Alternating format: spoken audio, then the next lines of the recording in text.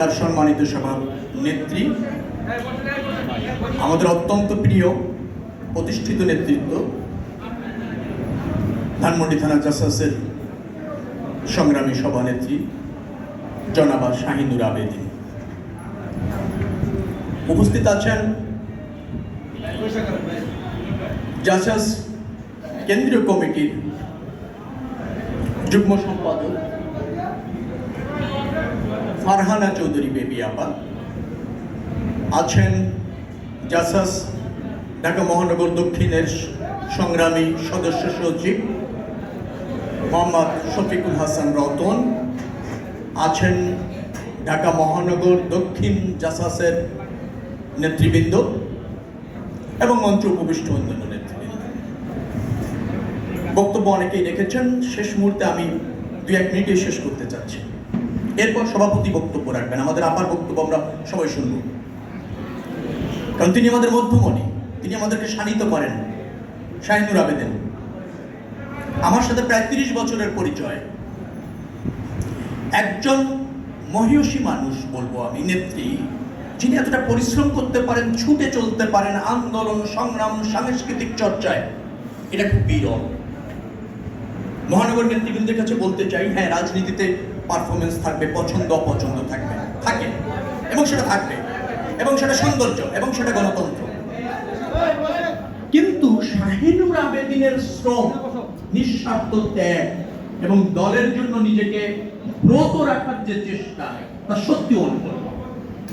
তার ধৈর্য, তার চেষ্টা, তার শ্রমের কাছে মাঝে মধ্যে আমরাও অসহায়।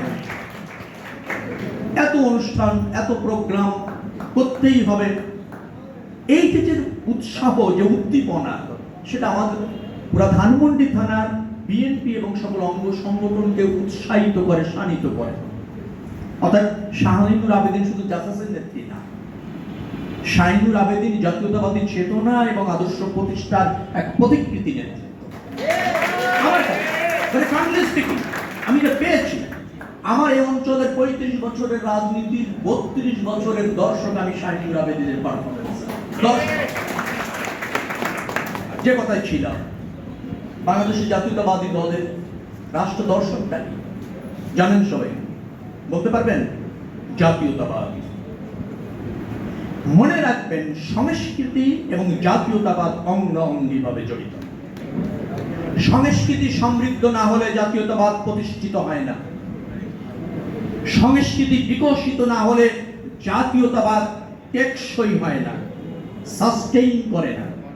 অর্থাৎ সংস্কৃতি এবং জাতীয়তাবাদ একটি ভূখণ্ডের মানুষকে শানিত করে, রাজনীতিতে উজ্জীবিত করে, স্বাধীনতা সার্বভৌমত্ব রক্ষা করে এবং যে কোনো দুর্যোগে জাতীয়তাবাদের চেতনার মানুষগুলিকে সমৃদ্ধ করে প্রতিবাদ প্রতিরোধে উৎসাহিত করে।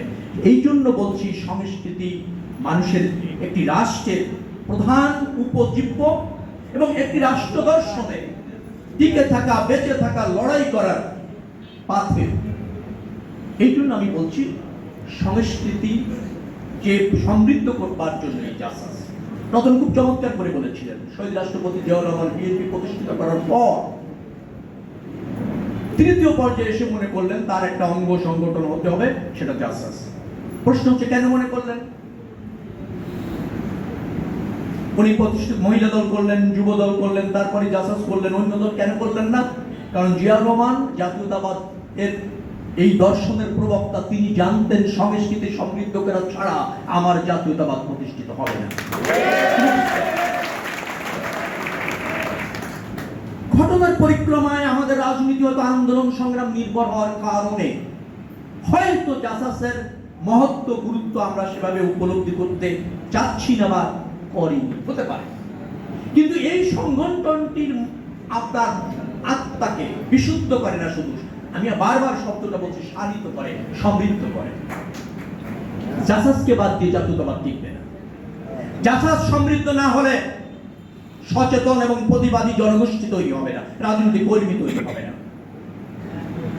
অতএব মহানগরের যে জাসাসের নেতৃবৃন্দ আছেন, আমার বিশ্বাস তারা এটা বলছেন, তাদের বক্তব্য আমাকে মুগ্ধ করেছে, তারা এটার গভীর বোঝার চেষ্টা করছেন, আশা করছি থানা এবং ওয়ার্ডগুলিতে এই জাতীয়তাবাদী চেতনা লালন করবে, সংস্কৃতিকে সমৃদ্ধ করে, রিপ্রেজেন্ট করে, সেই নেতৃত্ব আপনারা প্রতিষ্ঠিত করবেন। তাতে কি, তাতে দল সমৃদ্ধ হয়। আমরা শেখ রবিউল আলমের মতো এই যে যারা আমরা মাঠের মানুষ, তারা উৎসাহিত হই, তারা সেখান থেকে কিছু শিখি, কিছু আহ্বান করি এবং মাঠে থাকার জন্য সংকল্পবদ্ধ হই। যার ফলে মহানগর জাসাসের নেতৃবৃন্দ, রতন সহ যারা আছেন এবং কেন্দ্রের একজন আপনার যুগ্ম সম্পাদক এখানে আছেন, ভারপ্রাপ্ত সভাপতি শওকত আজিজ, একবার পরীক্ষিত মানুষ, দল ধারণ করেন, জাতীয়তাবাদী চেতনা লালন করেন, সেরকমের একজন পরীক্ষিত মানুষ। তার সাথেও আমার জানা বোঝা একেবারে কমপক্ষে 20 বছরের মতো। তারা যেহেতু এই নেতৃত্বে আছেন, এই নেতৃত্বের প্রতি জনাব তারেক রহমানের আস্থা আছে, তার মানে আমাদেরও আস্থা আছে। যে ওয়ার্ড কমিটিটি হতে যাচ্ছে বা আপনারা করবেন, সেটার প্রতি আমাদের আস্থা আছে। জানি না কি করবেন, তবে আমাদের আস্থা আছে যে আপনারা সংস্কৃতি চর্চা করে, দলকে ধারণ করে, লড়াই সংগ্রাম জানে, ভোটের রাজনীতিতে প্রয়োজন, মানুষের কাছে গিয়ে দলের মহত্ব গুরুত্ব উপস্থাপন করবেন, ধানের শীষের পক্ষে ভোট চাইবেন। নিশ্চয়ই সেই নেতৃত্ব আপনারা এই 15 নম্বর ওয়ার্ডে বেছে যে নিচ্ছেন, তার প্রতি আমার আস্থা আছে। আমরা এভাবে পারস্পরিক সহযোগিতার মাধ্যমে শানিত হতে চাই, প্রসারিত হতে চাই, সমৃদ্ধ হতে চাই, প্রবৃদ্ধ হতে চাই। সেটা খুব জাতির জন্য প্রয়োজন। ব্যক্তি স্বার্থের ঊর্ধ্বে আমরা রাজনীতিটাকে নিতে চাই মানুষের কল্যাণে। আমরা যে ত্যাগ করেছি তার বিনিময়ে চাই না, একটাই বিনিময়ে চাই, মানুষের সমৃদ্ধি, মানুষের নিরাপত্তা, রাষ্ট্র ব্যবস্থার পনায় মানুষের ক্ষমতায়ন, সেটা চাই। অনেক বন্ধুরা হয়তো মনে করছেন 17 বছর সংগ্রাম করেছি, দল আসছে, এই স্বপ্ন আছে, এটা পেতে হবে, এইটা চাই, এটা ও পেয়েছে, ওর চেয়ে বড়টা আমার পেতে হবে। সেই মানসিকতার বাইরে আপনারা চলে আসেন।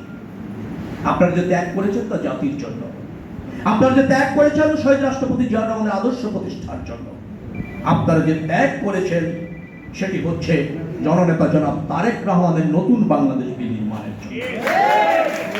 আমাদের অর্জন এবং লক্ষ্য সেটি, তার বাইরে ব্যক্তি স্বার্থ, ক্ষুদ্র স্বার্থ আমাদেরকে বিসর্জন দিতে হবে। আনুগত্য নেতৃত্ব প্রতিষ্ঠার যে অপচেষ্টা, যার কারণে অনেক প্রতিভাবান নেতৃত্ব, সেটা জাসাস হোক, বিএনপি হোক, অন্য সংগঠনে হোক, ঝরে পড়েছে, সেটা যেন আর না হয়। সেটাই হোক আজকের এই কর্মী সভার আমাদের শপথ। কর্মী সভা যেন কর্মীদের অধিকার প্রতিষ্ঠার সভা হয়, কর্মী সভা যেন কোনো দুর্বৃত্ত রাজনীতির প্রতিষ্ঠার আনুষ্ঠানিকতা না হয়, সেটাই হচ্ছে আমার। ধানমন্ডি থানা জাসাসের প্রশংসা এবং তাদের পারফরমেন্স রতন যেভাবে বলেছে, আমার আর বলার প্রয়োজন নেই। আপনার